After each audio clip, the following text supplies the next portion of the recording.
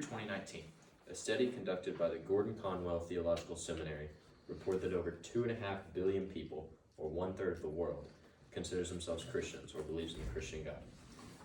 While not all of these people necessarily follow this God with any real enthusiasm or purpose, certainly a significant portion of them do. This statistic begs the question, what in the world do these people stand to gain from following or obeying this deity? Today, I'll discuss the pros and cons of following the Christian God.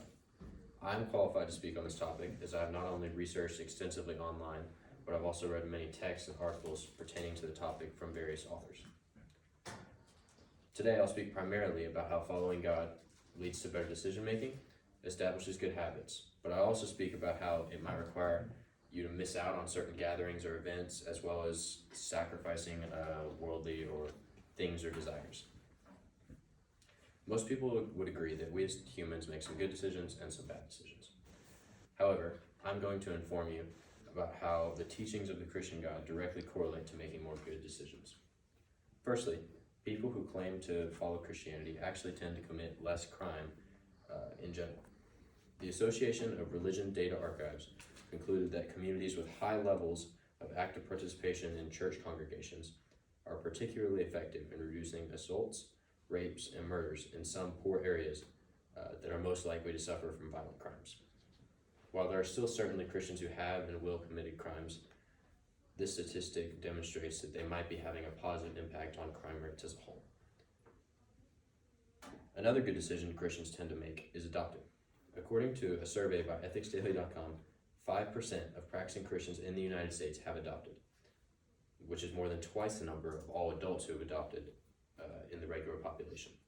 In addition, that same survey showed that 38% of practicing Christians had seriously considered adoption, while only 26% of adults had. My second point has to do with habits. Interestingly, lots of the teachings that the Christian belief are centered around are what would be considered good habits by society. Therefore, those who follow Christian teachings tend to build those good habits. According to a survey taken by the American Bible Society, roughly 5% of people claim to read the Bible 4 to 6 times per week. While people may argue that the Bible is not beneficial in and of itself, you'd be hard-pressed to find someone that argues reading isn't good. Reading is not only a good way to boost your knowledge and wisdom, but also boost your academic success as a whole. Christians who read 4 to 6 times per week seem to understand the value of this good habit. Now, speaking to the cons, following the Christian God may result in missing out on certain activities, gatherings, or events. For example, Christian teachings prompt one to abstain from sex until marriage. This is an activity that some people might have a hard time giving up. Author of Life Science article Sarah G. Miller reports that 42 to 44% of unmarried men and women have had sex. This demonstrates that many people value this activity and would be unwilling to give it up in order to follow Christianity.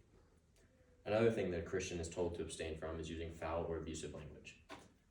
Today, in many conversations, people use what would be considered foul language in their everyday conversations. So a Christ follower might miss out on having those conversations with those friends who talk that way. This may result in further being left out of hangouts or gatherings with these friends.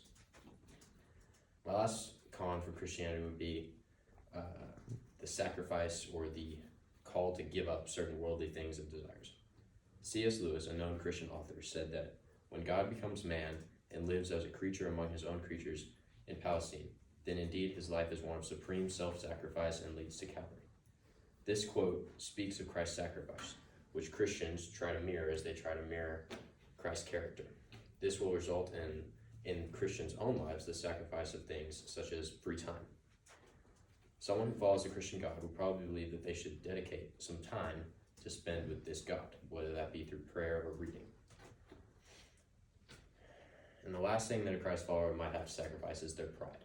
In the book Mere Christianity by C.S. Lewis, the author says, according to Christian teachers, the essential vice, the utmost evil, is pride. Anyone who wants to follow the Christian God is urged to have an understanding of their own low status in comparison to God's. This requires one to humble themselves and live in a way that demonstrates that humility to others, whatever that may look like. In conclusion, after being informed about the improved decision-making and good habits, as well as the missing out on and sometimes sacrifice of worldly things that following the Christian God calls for. I hope that you now have a better understanding of some of the pros and cons of following Christianity. So, do you think that 1/3 of the world who would call themselves Christians are nuts? Or do you think they might be onto something?